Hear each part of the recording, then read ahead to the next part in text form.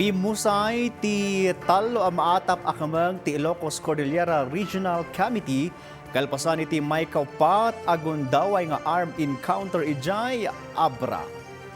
Iti report napasamak ti rinupak tinagbatan ti Armada Puwersa ti Gobyerno ken nasurok sa nga pulo akamang ti ICRC kabayatan iti hot pursuit operation idiay Barangay Bonglo, Licuan-Baay itay alas 11 ti agsapa.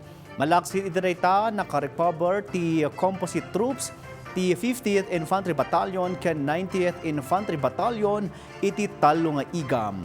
Napasamak ti umuna ken may kadwa nga inkwentro iti July 19 ken ijay ken 20 ijay tinag ken lakob Abra.